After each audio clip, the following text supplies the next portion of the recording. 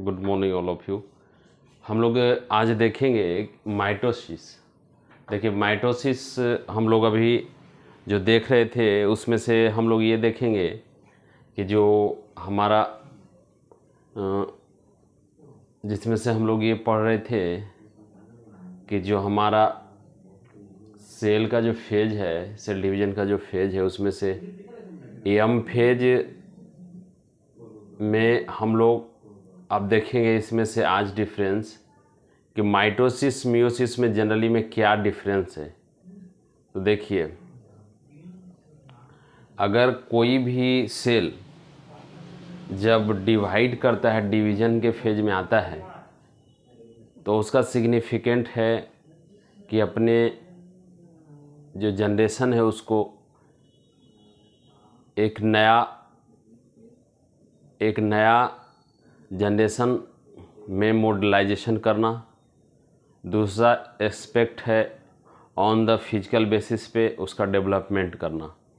जैसे आप जानते हैं कि जब सेल डिवीज़न का क्या सिग्निफिकेंट है, जब एक बच्चा, एक इंडिविजुअल आफ्टर बर्थ वो डेवलपमेंट के फेज में आता है, तो आप देखते हैं उसका सारा चीज़ डेवलप करता है, physical as well as mental.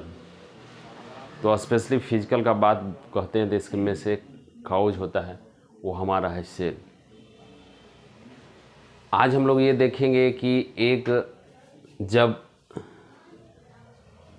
एक डिप्लॉइड और हेप्लॉइड, डिप्लॉइड सेल का मतलब 2n, हेप्लॉइड का सेल का मतलब n का हम लोग बात करेंगे कि जब एक सेल जब डिवीज़न करता है, सेल डिवीज़न जब करेगा तो माइटोसिस और मियोसिस के फेज में जाएगा। जब माइटोसिस करेगा एक डिप्लॉइड सेल में जहाँ पे 2n है, तो वो 2n बनाएगा, यानी कि 2 डिप्लॉइड सेल का फॉर्मेशन करेगा। लेकिन जब मियोसिस के फेज में जाएगा, ये माइटोसिस के फेज में गया तो 2n में मतलब दो पार्ट में बट गया। जबकि वही डिप्लॉइड सेल जब मियोसिस के फेज में जाता है तो ये 4 भागों में बढ़ जाता है, यानी कि हेप्लॉइड में कन्वर्ट हो जाता है। That is known as the haploid. तो माइटोसिस में 2n यानी कि 2 डिप्लॉइड सेल में बदलेगा, जबकि जो मियोसिस है वो 4 हेप्लॉइड सेल में कन्वर्ट होता है। आगे बताएंगे, इसका सिग्निफिकेंट बहुत ही इम्पोर्टेंस है। यानी कि mitosis also occur in the haploid cell. Haploid cell में माइटोसिस होगा, इसलिए क्योंकि आप देखते हैं, आगे बताएंगे आपको कि अगर एक सेल डिप्लॉइड है तो 2 ही डिप्लॉइड सेल में कन्वर्ट होगा। इसीलिए अगर वो डिप्लॉइड सेल है तो 4 हेप्लॉइड सेल में बदलेगा जब मियोसिस करेगा। तो अब देखिए इसमें क्या है कि अब आप देख लीजिए, ये डिप्लॉइड सेल है जहाँ पे 2n बराबर 6, 1 2 2 2 4 2 6। अब 2n बराबर 6 इसमें भी है, 1 2 3 1 2 3। तो ये जीवन फेज है। जीवन फेज में हम लोग पढ़े हैं, जब जैसे ही G2 फेज में चला जाता है सीधा क्या हो जाता है, डबल हो जाता है। यहाँ 2C था, यहाँ पे 4C हो गया। अब देखिए, अगर ये माइटोसिस में जाएगा तो माइटोसिस में क्या होगा, 2 डिप्लॉइड सेल में बदलेगा। लेकिन अगर वो मियोसिस के फेज में जाएगा तो यहाँ पे देखिए 2C N3 N3। फिर माइटोसिस फर्स्ट हुआ, मियोसिस फर्स्ट हुआ, मियोसिस सेकेंड होगा, जो यहाँ पे 2C था वो C में बदल जाएगा, पुनः 4C में बदल जाएगा। That is the meiosis second. तो मियोसिस फर्स्ट हुआ, अब मियोसिस सेकेंड में ये बदला। तो इसीलिए हम लोग जब देखते हैं कि एक माइटोसिस होता है तो 2n बराबर 6 हो गया, लेकिन वो मियोसिस जब होता है तो 4 सेल में बदल जाता है, यानी कि मियोसिस जब हुआ तो n बराबर 3 हो जाएगा, और आपका सेल में जब कन्वर्ट होगा तो 4 सेल में ही कन्वर्ट हो जाएगा। इसलिए माइटोसिस और मियोसिस में अंतर है। अभी डिटेल हम लोग मियोसिस से कहीं बारे पढ़ेंगे। हम लोग जो अभी तक माइटोसिस में पढ़े,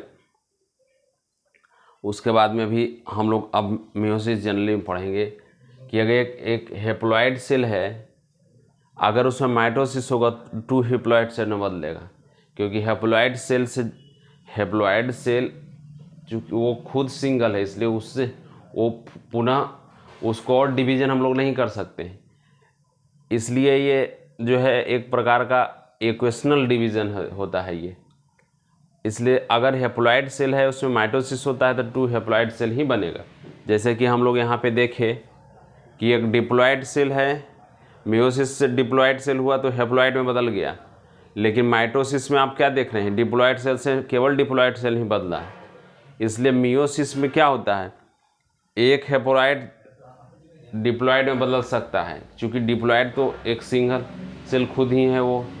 इसलिए क्या यहाँ पे बताया कि माइटोसिस केवल हेप्लॉइड सेल में ही हो सकता है।